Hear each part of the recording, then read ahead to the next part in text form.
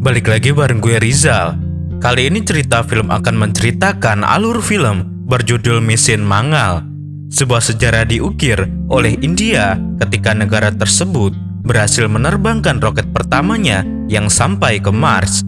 Misi ini dipimpin oleh Akshay Kumar yang memerankan sebagai Rakesh dan Vidya Balan sebagai Tara Shinde. Dengan tim seadanya dan kebanyakan perempuan, membuat misi menerbangkan roket ke Mars ini menemui banyak hambatan. Lalu bagaimanakah kelanjutan ceritanya? Mari simak baik-baik alur cerita filmnya.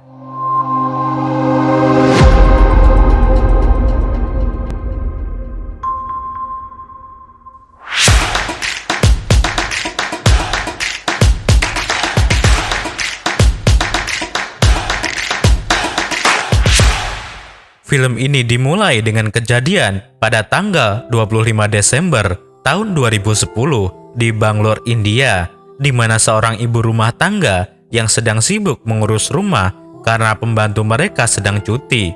Dia adalah Tara Shinde yang diperankan oleh Vidya Balan.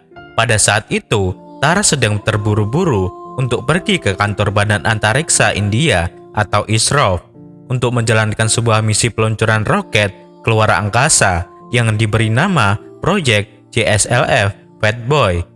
Dan Tara menjabat sebagai direktur proyek di sana. Dan pemimpin dari proyek itu adalah seorang ilmuwan dari ISRO, yaitu Rakesh Dhawan. Rakesh pun melakukan pemeriksaan terakhir, juga laporan terakhir kepada seluruh kru di sana sebelum meluncurkan roket. Saat Rakesh sedang melakukan pemeriksaan, pompa turbo dari bagian kontrol fungsi bermasalah karena suhunya di atas normal dan ada kemungkinan akan terbakar. Namun Tara yang melihat itu menganggap tingginya suhu pompa turbo karena cuaca di sana yang sedang panas, dan Tara tetap melanjutkan peluncuran. Peluncuran roket pun dimulai dari hitungan mundur 100 dan disaksikan oleh masyarakat India. Namun saat roket sudah meluncur, terjadi kebocoran pada pompa turbo dan menyebabkan roket keluar jalur.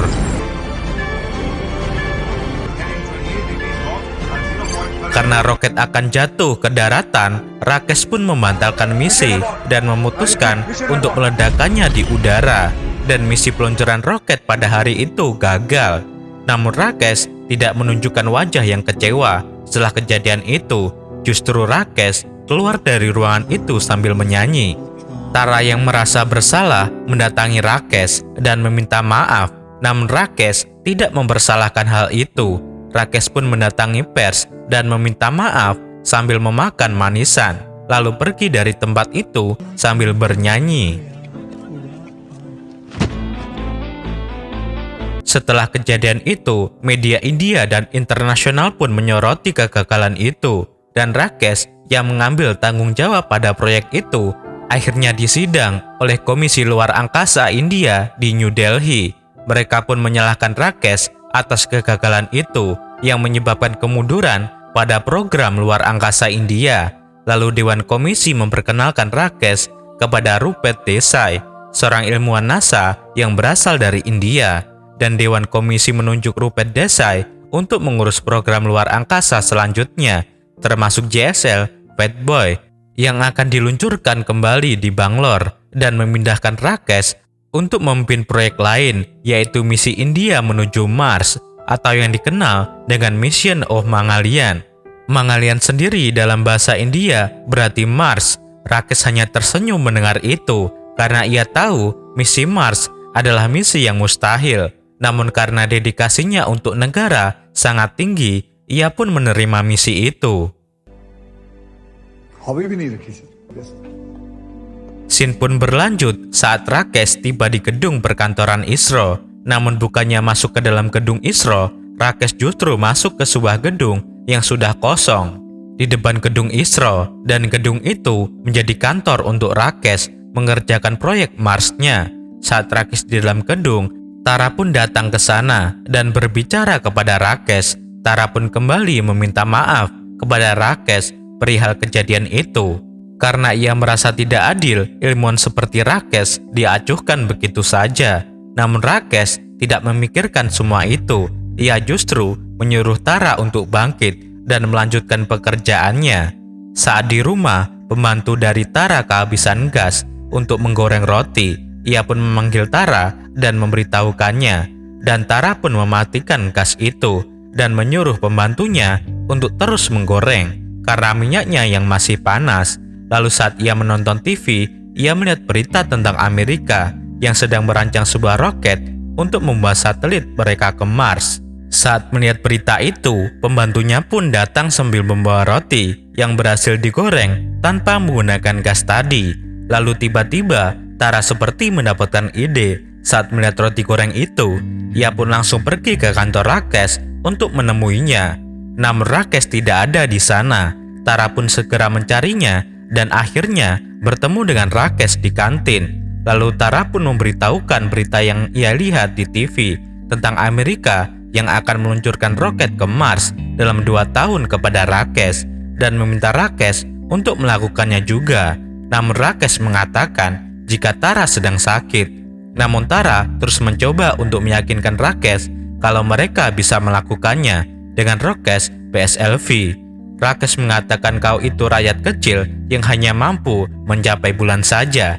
Namun karena Tara tetap meyakinkan Rakesh kalau mereka bisa sampai ke Mars dengan roket kecil itu, lalu Tara pun menjelaskan ide gilanya itu kepada Rakesh yang terinspirasi dari roti goreng. Dan kali ini Rakesh menyetujuinya. Mereka pun mendatangi ruangan rapat yang dimana Rupert Desai sedang memimpin rapat di sana.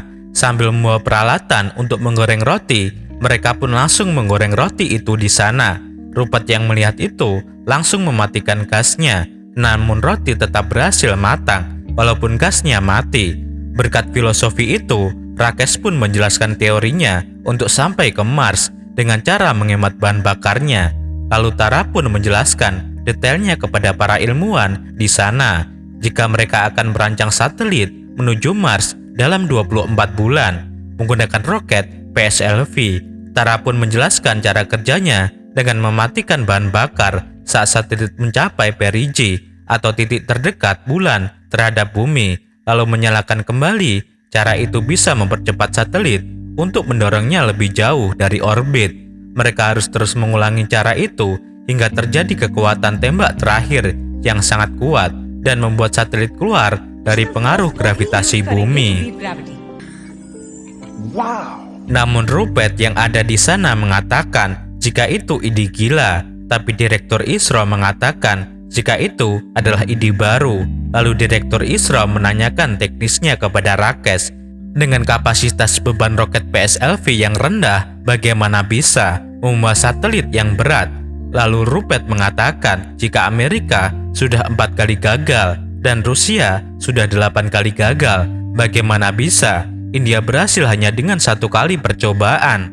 Direktur ISRO pun membenarkan perkataan Rupert dan meminta Rakesh untuk melakukan uji coba terlebih dahulu sebelum memulai misi itu.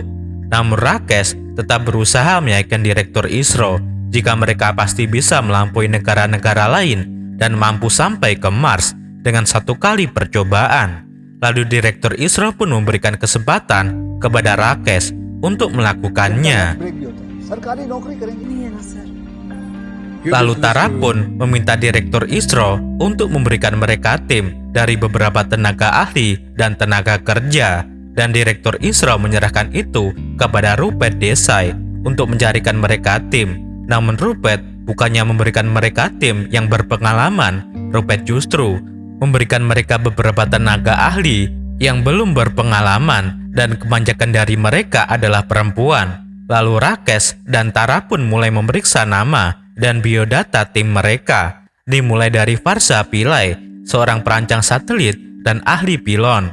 Varsha memiliki seorang suami dan tinggal bersama ibu mertua, namun Varsha harus selalu menahan sindiran mertuanya karena belum bisa melahirkan anak. Lalu beralih ke anggota lain, yaitu Kritika Agarwal, seorang ahli navigasi dan komunikasi yang sama sekali belum pernah menjalankan misi dan sedang belajar mengemudi. Lalu ada Neha Siddiqui, seorang perancang otonomi pesawat luar angkasa yang selalu mendapatkan penolakan dari lingkungannya karena statusnya seorang janda dan latar belakang komunitasnya. Selanjutnya, ada Eka Gandhi, seorang pakar kontrol proposi yang selalu gonta-ganti pasangan dan memiliki ambisi untuk bekerja di NASA. Lalu ada Pareswar Joshi, seorang pakar pilot dan seorang pria yang masih sangat mempercayai sebuah ramalan bintang.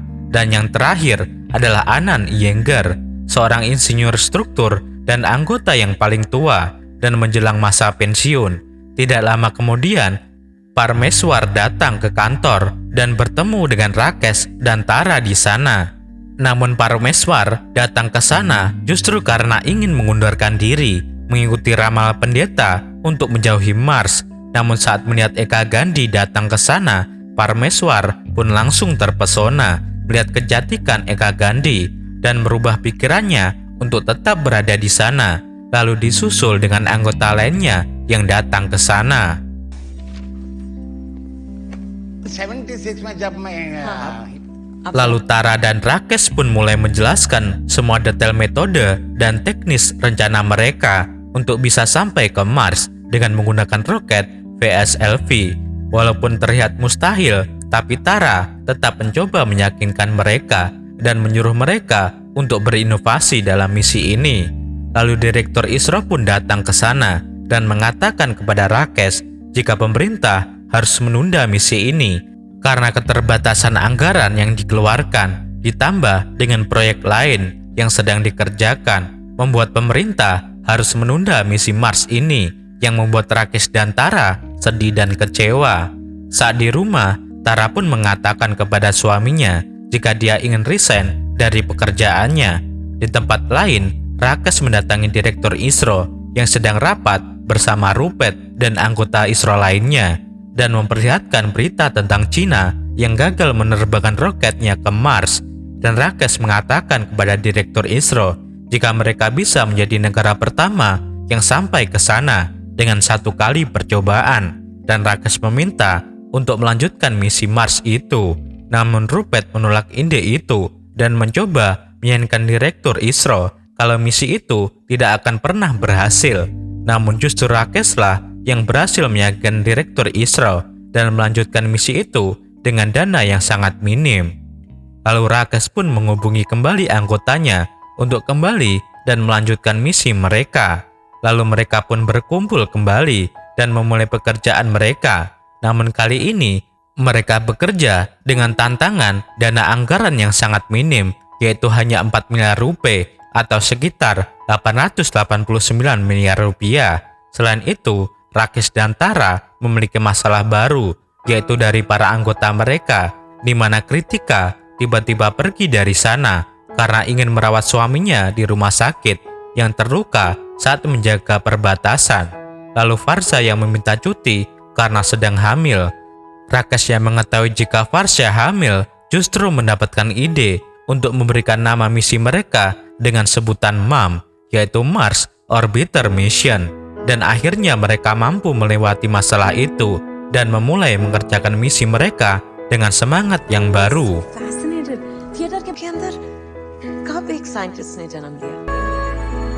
Keesokan harinya, Anand yang melihat beberapa orang yang sedang berkampanye tentang pengurangan sampah plastik saat sedang di jalan, justru mendapatkan ide untuk membuat satelit dari plastik dan memperkuat kompositnya dengan serat dari aluminium yang membuatnya menjadi lebih kuat dan ringan.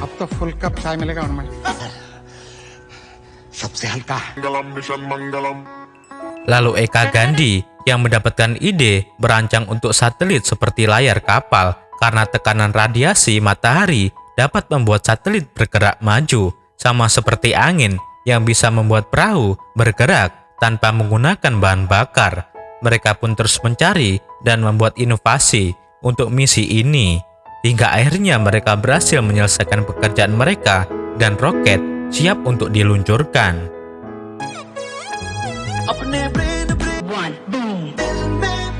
Namun pada hari di mana roket akan diluncurkan, curah hujan pada saat itu sangat tinggi, yang membuat mereka tidak bisa meluncurkannya pada hari itu. Untung saja roket itu bisa bertahan hingga 9 hari. Mereka pun akhirnya menunda peluncuran hingga cuaca kembali normal. Setelah menunda peluncuran berhari-hari, namun hujan masih belum berakhir.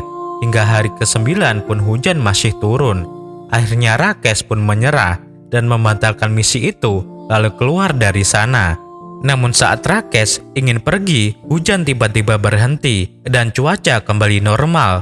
Melihat itu, Rakesh pun langsung masuk kembali ke dalam dan memerintahkan timnya bersiap-siap untuk peluncuran dan mengaktifkan kembali misi. Semua tim pun kembali bersiap pada posisinya. Lalu Rakesh pun kembali memeriksa persiapan terakhir mereka sebelum peluncuran. Dan peluncuran pun dimulai dengan hitungan mundur dari 100.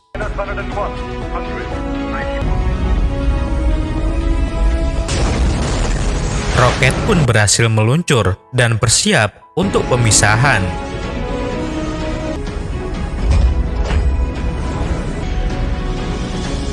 Hari kedua setelah peluncuran, satelit pun mendekati perigi. Mereka pun menggunakan metode awal mereka dengan menggunakan metode hemat energi bahan bakar hingga hari ke-30. Pada hari ke-30, satelit pun berhasil melewati sabuk Van Allen.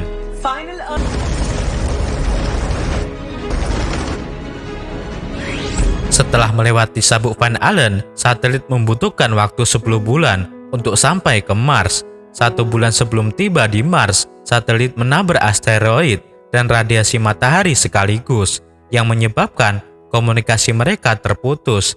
Kritika yang ada di sana langsung meribut program dengan mematikan mesin dan menghidupkannya kembali. Hal itu mampu membuat komunikasi mereka terhubung kembali.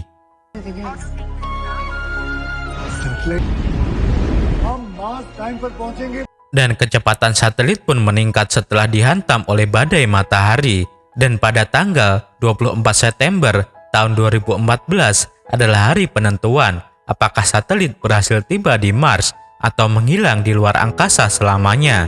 Namun satelit kembali mengalami kendala dengan kehilangan komunikasi dan mereka harus menunggu 24 menit untuk mengetahui keberadaan satelit. Dan 20 menit itu menjadi penentu apakah misi ini sukses atau gagal, dan mereka pun hanya bisa menunggu.